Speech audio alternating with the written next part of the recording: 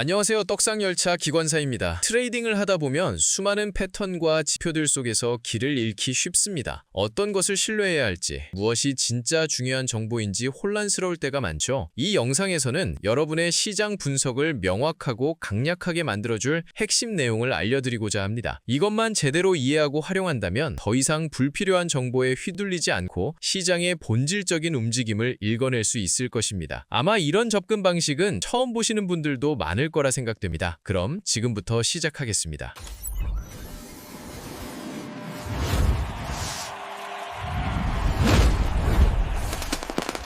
우리가 이미 알고 있듯이 시장의 논리는 의외로 간단합니다. 바로 유동성, 거래량, 그리고 비효율성이라는 세 가지 핵심 요소에 기반합니다. 시장의 모든 움직임은 이 세 가지 개념으로 설명될 수 있습니다. 이 구조의 정점에는 유동성이 자리 잡고 있습니다. 유동성은 시장을 움직이는 유일한 원동력입니다. 유동성, 즉 매수 또는 매도 주문이 없다면 시장은 절대로 움직일 수 없습니다. 차트 위에 어떤 요소든 유동성을 제공할 수 있지만 중요한 것은 그 양입니다. 얼마나 많은 주문이 특정 가격대에 존재하는지가 관건이죠. 두 번째로 중요한 요소이자 우리의 모든 시장 논리와 전략의 근간이 되는 것은 바로 거래량입니다. 거래량은 시장에 유입되는 유동성의 양, 즉 얼마나 많은 자금이 시장에 들어와 있는지를 직접적으로 보여주는 지표입니다. 그리고 세 번째 요소는 비효율성입니다. 이는 거래량이 가격에 영향을 미친 결과로 형성됩니다. 특정 시간 프레임에서 특정 시점의 거래량은 시각적으로 나타낸 것이라고 할 수 있습니다. 이 비효율성이 바로 우리가 차트를 분석하고 해석하는 데 사용할 핵심 도구들이 될 것입니다.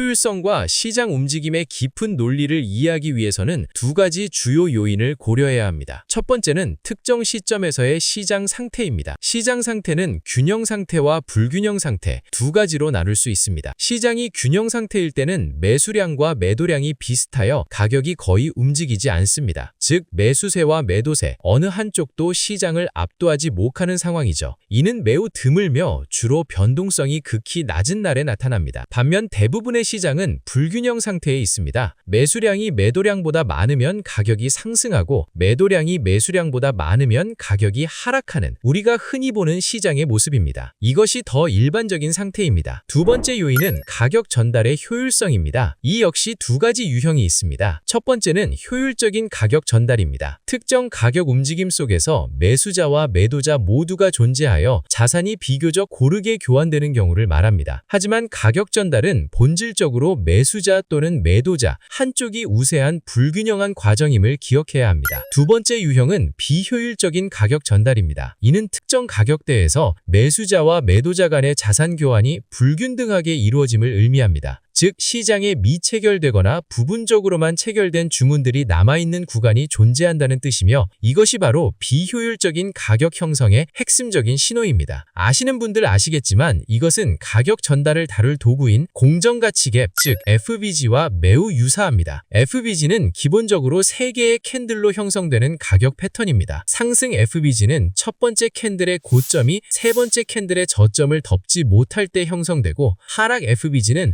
첫 번째 캔들의 저점이 세 번째 캔들의 고점을 덮지 못할 때 형성됩니다. 이 빈 공간이 바로 FBG입니다. 이 도구의 논리는 다음과 같습니다. 가격이 유동성이나 다른 비효율성 영역에 도달했을 때 대량의 유동성이 갑자기 유입되면서 가격이 한 방향으로 강하게 움직입니다. 이 과정에서 매수와 매도 간의 자산 교환이 불균등하게 이루어지면서 FBG가 발생합니다. 차트의 상승 FBG가 형성되었다는 것은 해당 가격 범위에서 매수하려는 힘에 비해 매도하려는 참여자가 부족했다는 의미입니다. 즉 매수세를 받아줄 매도 물량이 부족하여 매수 주문이 완전히 체결되지 못하고 남게 된 것입니다. 반대로 하락 FBG는 해당 범위에서 매도세를 받아줄 매수 물량이 부족하여 매도 주문이 미체결 상태로 남아있음을 의미합니다. 이것이 바로 가격이 FBG 영역을 다시 테스트했을 때 종종 강한 반응을 보이며 반대 방향으로 움직이는 주된 이유입니다. 미체결된 주문들이 그곳에서 체결되기를 기다리고 있기 때문이죠. 만약 세 캔들의 고점과 저점이 서로 겹쳐 빈 공간이 없다면 FBG가 형성되었다고 할 수 없습니다. 이는 매수자와 매도자 간의 자산 교환이 훨씬 효율적으로 이루어졌음을 의미합니다. 그래서 공정가치라는 이름이 붙은 것입니다. FBG를 활용할 때 중요한 중요한 레벨들이 있습니다. 기본적으로 FBG의 상단 경계와 하단 경계가 중요하며 종종 그 중간인 0.5 레벨도 중요한 지지 저항 구간으로 간주됩니다. 이상적으로 가격이 0.5 레벨에서 반등하는 경우가 많아 이 레벨을 잠재적인 진입 지점으로 활용할 수도 있습니다. FBG가 테스트될 때 그 유효성을 판단하는 것은 타이밍 등의 여러 요인에 따라 복잡할 수 있습니다. 하지만 제 경험상 중요한 기준은 이것입니다. 상승 FBG의 경우 가격이 FBG 하단 경계 아래에서 캔들 몸통으로 마감되지 않아야 합니다. 하락 FBG의 경우 가격이 FBG 상단 경계 위에서 캔들 몸통으로 마감되지 않아야 합니다. 만약 가격이 FBG 영역 안으로 들어왔다가 반대편 경계를 몸통으로 돌파하여 마감하면 이는 반전된 FBG로 간주될 수 있으며 이는 추세가 지속될 가능성을 시사하기도 합니다. 그 외의 움직임은 허용될 수 있지만 항상 전체적인 시장 맥락 속에서 판단해야 합니다. 실제 차트에서 FBG 예시를 몇 가지 살펴보겠습니다. 여기 보시면 가격이 먼저 이전 저점을 깨며 유동성을 확보합니다. 그 후 매우 공격적인 매수세가 유입되면서 두 개의 상승 FBG 영역을 형성했습니다. 가격이 첫 번째 FBG 영역을 테스트했지만 추가 상승을 위한 충분한 힘을 얻지 못했습니다. 이후 두 번째, 더 아래쪽 FBG 영역을 테스트했고 여기서 강력한 반등이 나오며 가격은 원래 상승 추세 방향으로 움직였습니다. 다른 예시입니다. 여기 일봉 차트를 보면 두 개의 하락 FBG 영역이 형성되었습니다. 각 영역은 테스트된 후 새로운 FBG를 만들었고 가격은 결코 이 FBG 영역 위에서 마감되지 못했습니다. 이는 이 FBG들이 가격을 반대 방향으로 되돌릴 만큼 충분한 저항력을 가지고 있음을 보여줍니다. FBG는 주로 포지션 진입을 위한 주문이 미체결되어 발생하는 불균형하고 비효율적인 영역입니다. 오늘 소개해드린 내용이 여러분의 트레이딩에 도움이 되셨기를 바랍니다. 그럼 다음 영상에서 더 유익한 내용으로 찾아뵙겠습니다. 감사합니다.